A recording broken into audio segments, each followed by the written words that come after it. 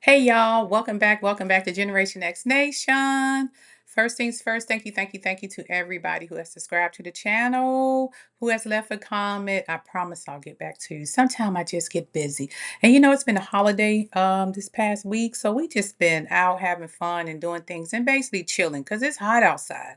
Between the holidays and the World Cup, I just been chilling and relaxing. So now I'm back out here on this good internet, and I'm gonna give y'all my real quick recap of Belle Collective. Because Belle Collective didn't have much going on, but I'm gonna talk about this little show called Love Island. Now I have never watched Love Island in my life.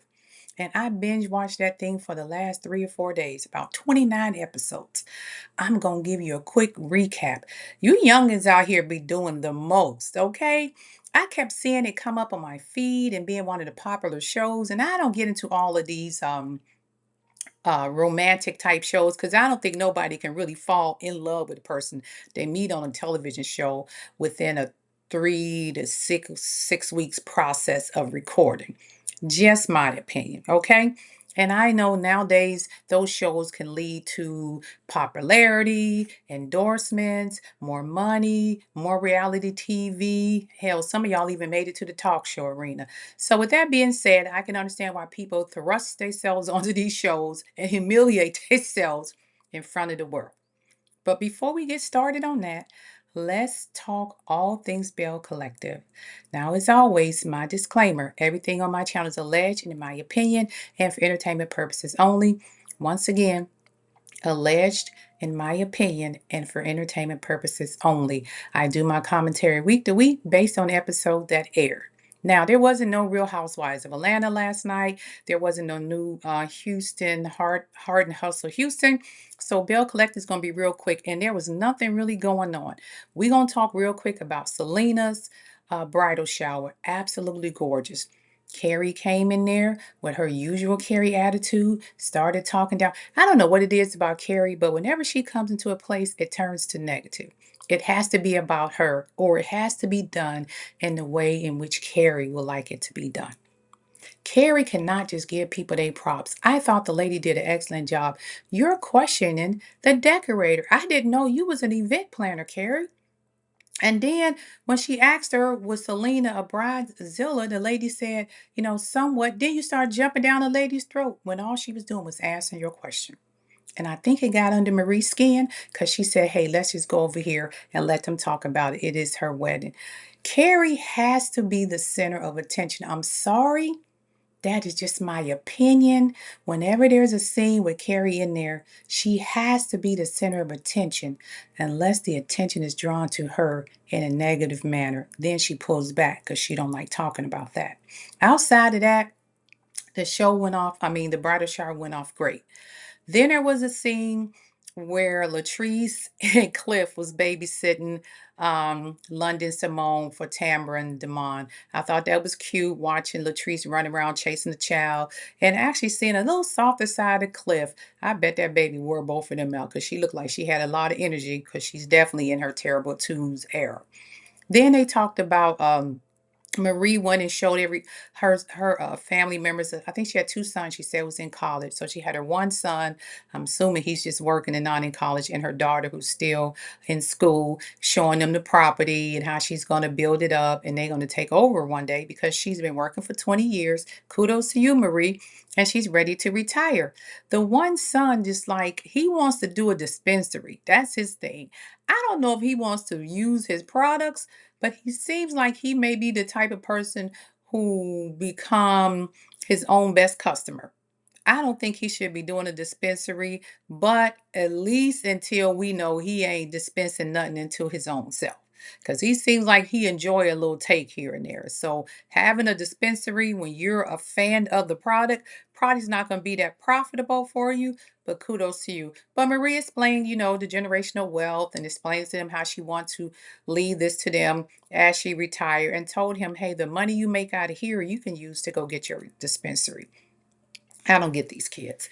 But anyway, let's get down to the gist of it all. That damn Carrie, her husband Matt, her mother-in-law Miss Marlene, and Miss Eleanor, her mama. Carrie does not know how to talk to Matt's mother. And I will say it and I will say it again. I know a lot of people saying Matt and Carrie mother are the exact same people. They are. They have the same fiery personality.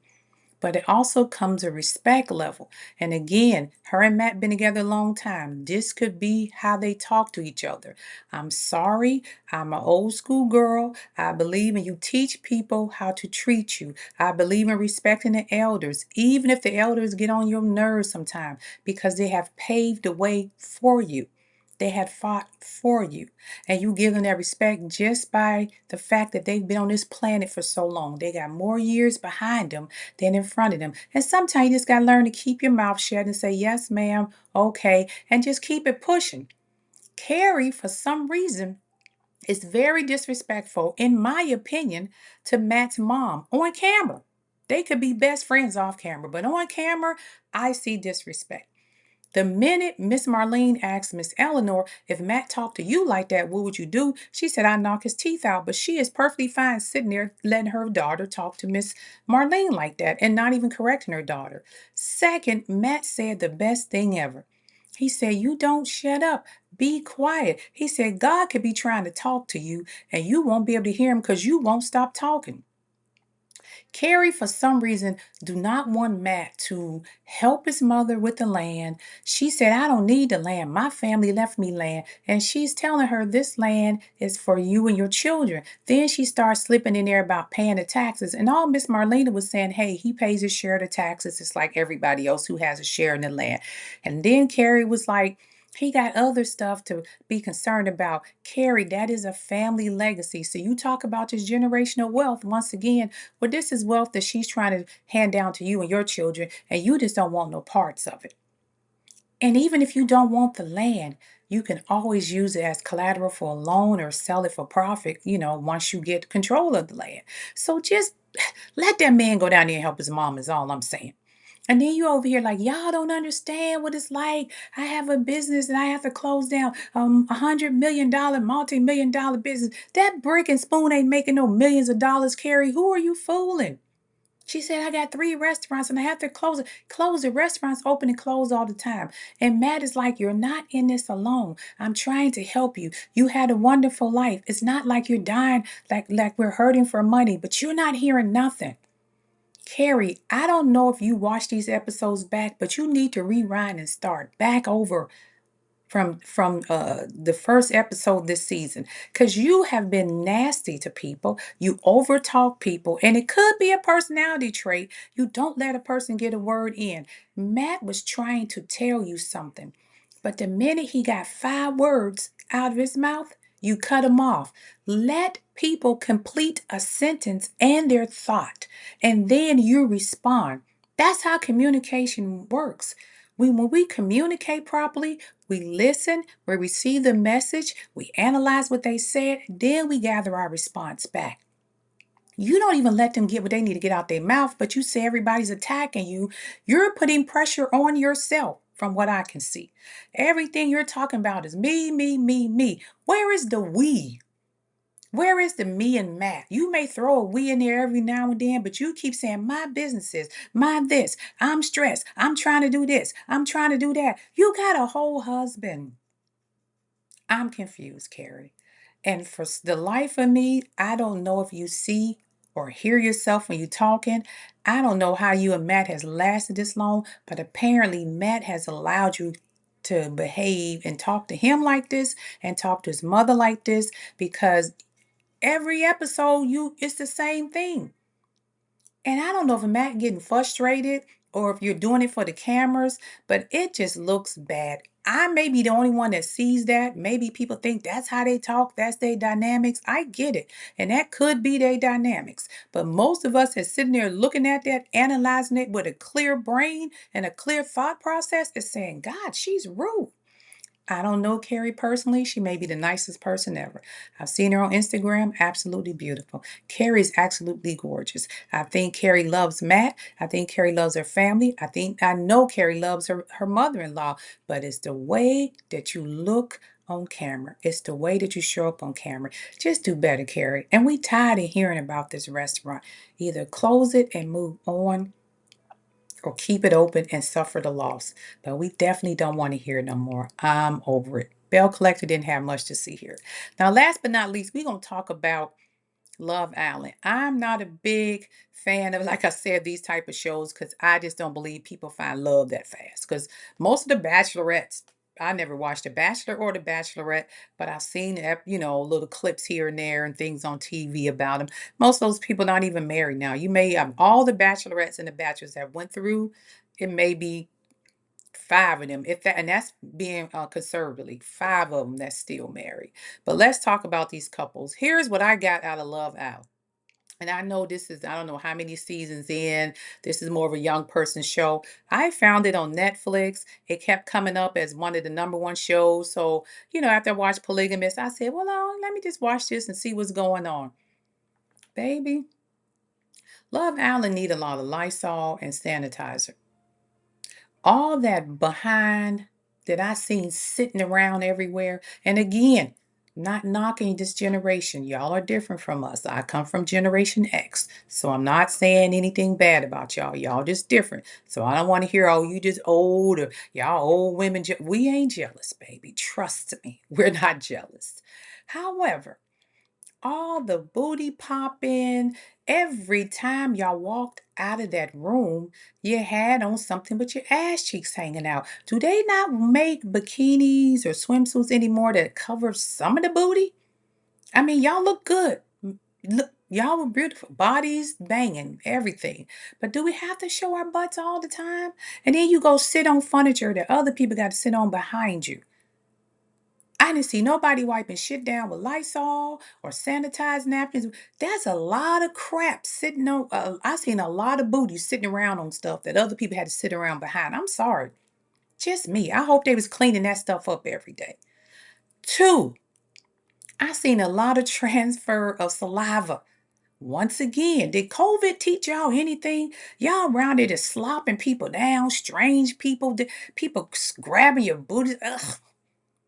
I think one of the instances somebody said looked like they had their hand in their booty hole. I don't know, but it was just you licking people feet in your mouth. Did COVID not? It's I get it. It's fun. You young. You having fun. I'm not saying don't do that. We had our days and we had fun back in the day, but this just looked unsanitary to me. I get the love part because you're looking for your love, and we'll talk about that. But some of the other stuff, the transfer of saliva and the butt cheeks that was sitting everywhere without nobody. I don't know if COVID taught y'all anything. No hand sanitizer, licking people's feet and bodies. I don't know. That's just me. But again, y'all can call me a prune. I'm old school, whatever, but that stuff looked kind of unsanitized to me. Now, let's go through the couples real quick. I'm not getting all deep in their relationship. I will say this. The number one couple that I like on that show for some reason, and y'all may hate him, is KC and Tiara TT. I think Tiara and KC are a good couple, and I think they may make it to the end. Now, if they make it outside the show, I don't know, but their personalities seem to click. And I know he did. What's her name? A Nyla wrong. I understand that. But that wasn't the one for him. And he should have told her early on instead of leading her on like that. But once again, it's Love Island. And what I found interesting about it was there was always a double standard when it came to the women and the men. And I'm not male identified, but I do understand. These women were out here doing their thing. But when they see the man do something similar, they about lost their mind. When they were separated and one was at the villa and one was at that other place with the new bombshell girls and they saw the videos, they was all there boohooing crying. But y'all was on the other side doing the same crap. So the double standard was right. One of the young men called it out. It was a double standard.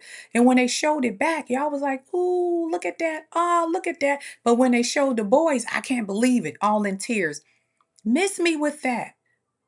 And then when they talk to other people, y'all would get jealous. But y'all said we're open to make connections. It's Love Island. You're supposed to talk to a lot of different people.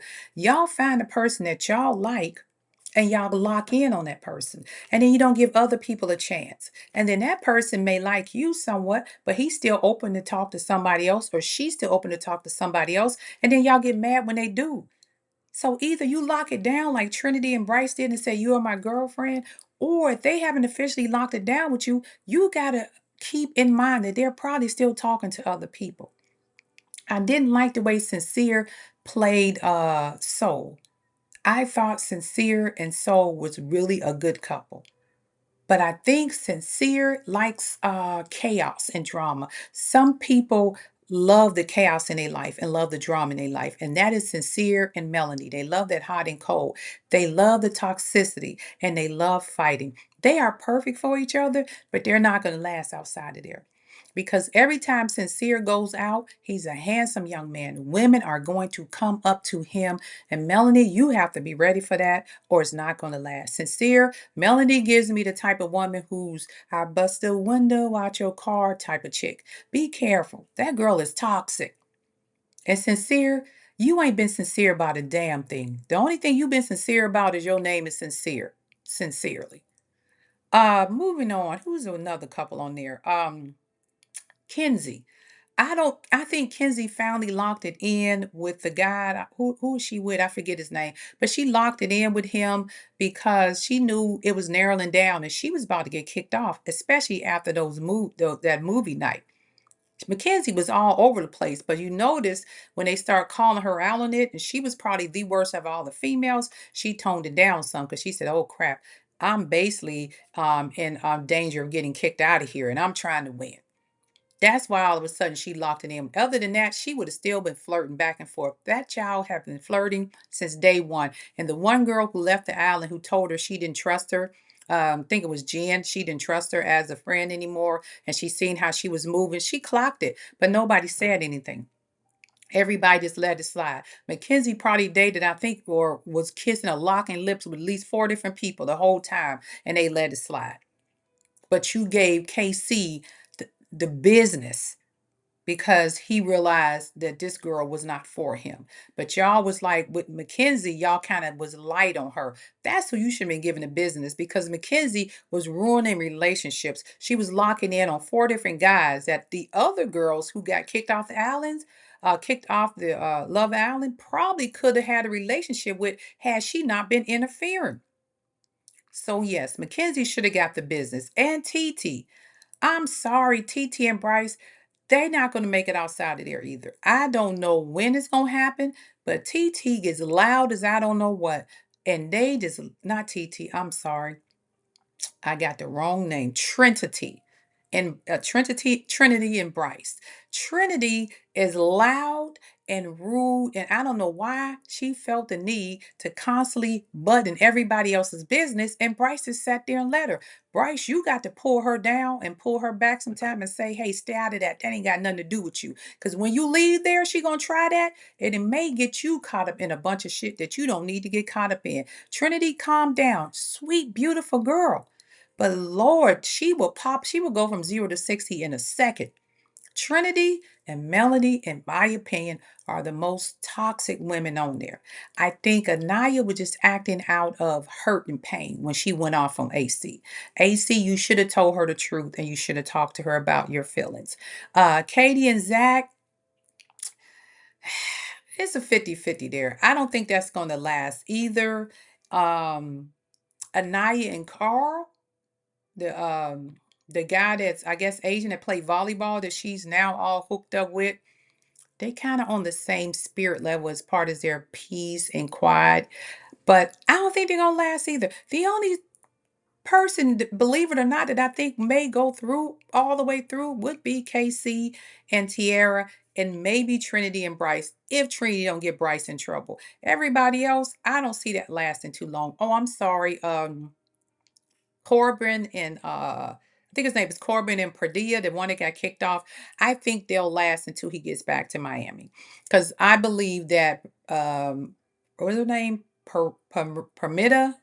Parmada, whatever her name was. I think Parmada is that spicy Latino girl, and he likes that fire in her. But it is going to catch up to him when he get home. Because the minute somebody look at him, because he's absolutely gorgeous, and she's a little older, and he's still going to flirt with people, she's going to show that different side and start throwing stuff aside his head, and then they will be broken up. I would say within 6 months after the show end, it may be two couples that's left together. Everybody else, I think, is just a done deal. They're doing it for the show to get to the finish line. I really, really believe that.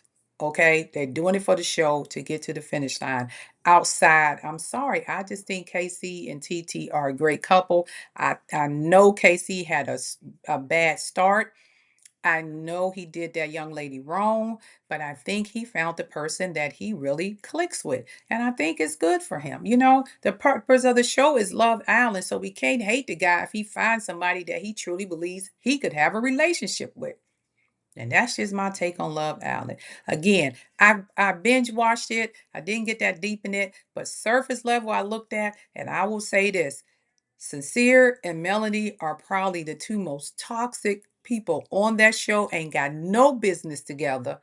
And Mackenzie shouldn't have never lasted this long. She should have been gone because once again, I think she screwed up opportunities for the other women like Soul and Jen and the rest of them who got kicked off by her behavior. And that young man who also, a couple of young guys who liked her, but she was pushing, moving them along or pushing them along.